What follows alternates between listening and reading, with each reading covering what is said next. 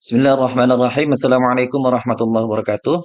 Perkenalkan, nama saya Rustam bin Makmun, kelas A21.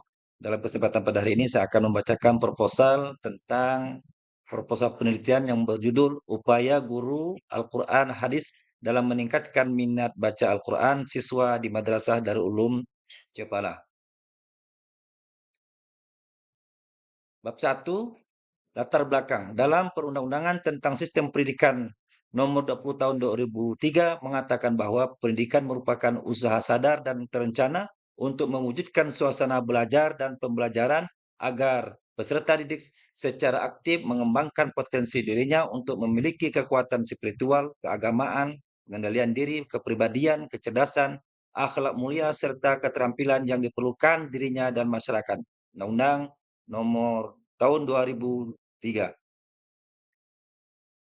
Pendidikan agama merupakan suatu usaha untuk memperkuat keimanan dan ketakwaan terhadap Tuhan Yang Maha Esa, sesuai dengan agama yang dianut oleh peserta didik yang bersangkutan dengan memperhatikan tuntutan untuk menghormati agama lain dalam hubungan kerukunan antar umat beragama dalam satu lingkungan masyarakat untuk mewujudkan persatuan nasional. Muhaimin 2004 halaman 75. Zakia Derajat mengemukakan bahwa pendidikan agama Islam adalah suatu usaha melalui bimbingan dan asuhan terhadap anak didik dengan tujuan setelah selesai melakukan pendidikannya dapat memahami dan mengamalkan agama Islam dan menjadikan sebagai way of life. Zakiyah 1992 halaman 86. Hasil penelitian Fitriani 2019 mengatakan bahwa minat anak dalam membaca Al-Quran masih rendah. Anak pada usia sekolah masih dalam tahap asik-asiknya bermain dan mengenal hal-hal baru. Maka dari itu, peranan guru dalam membangkitkan dan meningkatkan minat baca Al-Quran serta peserta didik harus tetap dijaga karena minat seorang peserta didik mudah berkurang dan hilang dalam membaca Al-Quran. Madrasah Darul Ulum Cepala merupakan salah satu madrasah yang terletak di Desa Cepala, Kecamatan Tekarang, Kabupaten Sambas, yang menerapkan pembiasaan membaca Al-Quran sebelum pembelajaran dimulai. Jadi, sebelum pembelajaran dimulai, seluruh siswa diwajibkan membaca Al-Quran bersama-sama dengan didampingi oleh Bapak Ibu Guru dan dipandu salah satu peserta didik membaca Al-Quran di setiap kelas. Pembacaan Al-Quran dilakukan kurang lebih 15 menit sebelum pembelajaran dimulai. Meskipun dengan pembiasaan tersebut, masih banyak peserta didik yang belum lancar membaca Al-Quran. Sehubungan dengan ini, peneliti memandang bahwa menumbuhkan minat membaca Al-Quran sangatlah penting. Al-Quran merupakan pedoman hidup umat Islam karena dengan membaca Al-Quran, hidup umat Islam akan lebih terarah, terutama ketika kita sebagai penerus bangsa harus mempunyai pendirian dan pedoman yang kuat dalam menghadapi perkembangan zaman yang semakin maju dan canggih. Maka dari itu, peneliti ingin mengadakan penelitian di Madrasah Sanawiyah Darul Ulum Cepala dengan mengambil judul Upaya Guru Al-Quran Hadis dalam meningkatkan minat baca Al-Quran siswa di Madrasah Sanawiyah Darul Ulum Cepala. Pernyataan masalah. Upaya guru Al-Quran Hadis dalam meningkatkan minat baca Al-Quran siswa di Madrasah Sanawiyah Darul Ulum Cepala. Pertanyaan penelitian yang pertama, bagaimana pendekatan guru Al-Quran Hadis dalam meningkatkan minat baca Al-Quran siswa di Madrasah Sanawiyah Darul Ulum Cepala? Pertanyaan kedua, bagaimana metode guru Al-Quran Hadis dalam meningkatkan minat baca Al-Quran siswa di Madrasah Sanawiyah Darul Ulum Cepala? Kemudian yang ketiga, bagaimana hambatan guru Al-Quran Hadis dalam meningkatkan minat baca Al-Quran siswa di Madrasah Sanawiyah Darul Ulum Cepala? Kemudian tujuan penelitian. Satu, untuk memaparkan pendekatan yang digunakan guru Al-Quran Hadis dalam meningkatkan minat baca Al-Quran siswa di Madrasah Darul Ulum Cepala. Kemudian yang kedua, untuk memaparkan metode yang digunakan guru Al-Quran Hadis dalam meningkatkan minat baca Al-Quran siswa di Madrasah Darul Ulum Cepala. Kemudian yang ketiga, untuk memaparkan hambatan guru Al-Quran Hadis dalam meningkatkan minat baca Al-Quran siswa di Madrasah Darul Ulum Cepala. Kemudian Dalam tujuan penelitian akan menghasilkan yang pertama secara teoritis. Penelitian diharapkan mampu memberikan kontribusi untuk memperkaya khazanah ilmiah tentang upaya guru dalam meningkatkan minat baca Al-Quran siswa.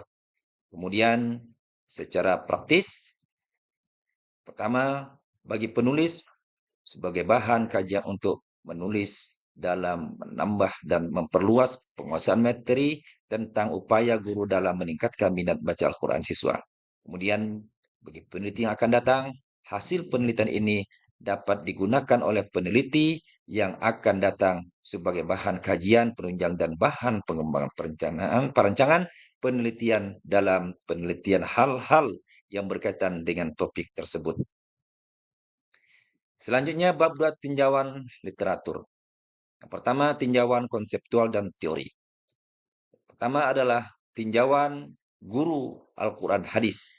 Dalam tinjauan guru Al-Quran hadis, tentunya yang dibahas adalah pengertian guru, kemudian pengertian Al-Quran hadis, dan pengertian guru Al-Quran hadis. Selanjutnya tinjauan Al-Quran. Yang dibahas adalah pengertian tentang Al-Quran, keutamaan membaca Al-Quran, kemudian adab membaca Al-Quran. Selanjutnya tinjauan minat baca. Di situ diterangkan pengertian minat, pengertian membaca, pengertian minat baca. Selanjutnya pendekatan yang gunakan guru Al-Quran hadis dalam meningkatkan minat baca Al-Quran. Yang pertama pendekatan individual, yang kedua pemberian motivasi. Yang selanjutnya metode yang digunakan guru Al-Quran hadis dalam meningkatkan minat baca Al-Quran. Pertama metode pembiasaan, kemudian metode keteladanan ataupun uswah. Hambatan guru Al-Quran hadis dalam meningkatkan minat baca Al-Quran. Pertama, terdapat pada peserta didik. Yang kedua, di dalam diri pendidik itu sendiri. Yang ketiga, alat pendidikan. Yang keempat, faktor lingkungan keluarga. Yang di dalamnya ada faktor orang tua, kemudian faktor ekonomi. Kemudian yang kelima adalah faktor lingkungan. Dan yang keenam adalah faktor lingkungan. Yang kelima adalah faktor lingkungan sekolah. Yang keenam adalah faktor lingkungan masyarakat. B. Tinjauan hasil penelitian terdahulu. Lis Setianingsih 2015 NIM 3211113108 pengembangan minat baca Al-Quran siswa di SDN 1 Bandung Tulung Agung dibimbing oleh Dr. Ada Hajah Retno Indayati MSI. Kemudian yang kedua adalah Erik Regita Sari 2015 NIM 3211113008 yaitu upaya guru PAI dalam meningkatkan baca tulis Al-Quran siswa kelas 9 di SMK Negeri 1 Bandung tahun ajaran 2014-2015 dibimbing oleh Ibu Indah Kamsiah SAG MPD.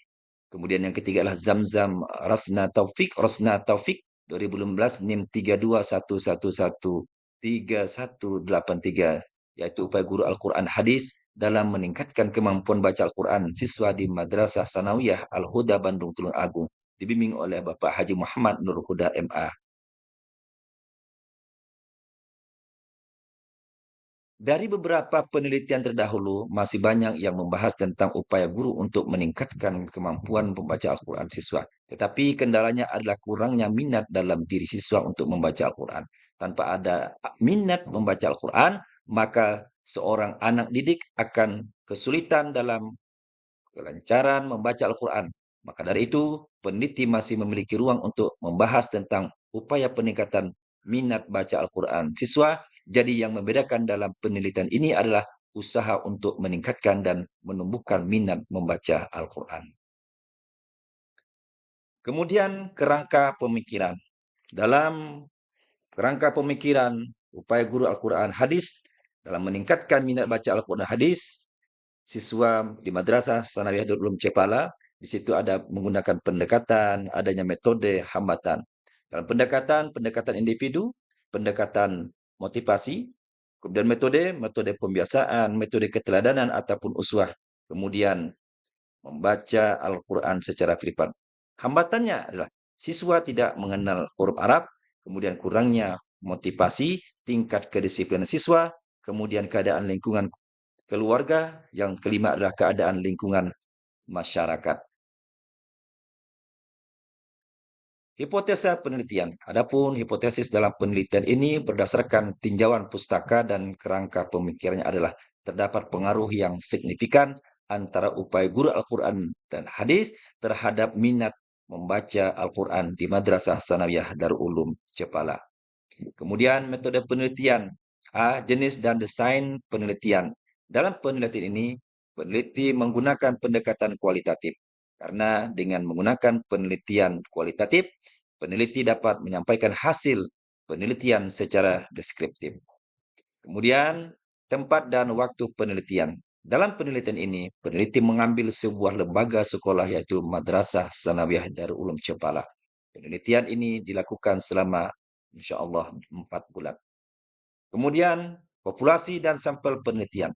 Kata-kata dan tindakan orang-orang yang diamati atau diwawancarai merupakan sumber data utama. Sumber data utama dicatat melalui catatan tertulis atau melalui perekaman video ataupun audio tip pengambilan foto ataupun film. Kemudian, variabel penelitian.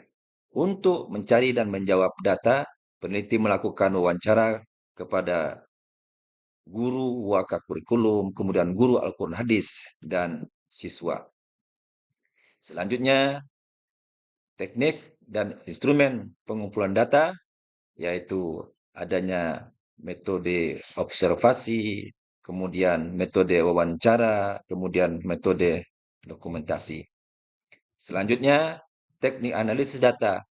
Aktivitas dalam analisis data meliputi reduksi data, kemudian penyajian data, penarikan kesimpulan ataupun verifikasi. Referensi penelitian menggunakan kaidah apa? Sekian, terima kasih. Assalamualaikum warahmatullahi wabarakatuh.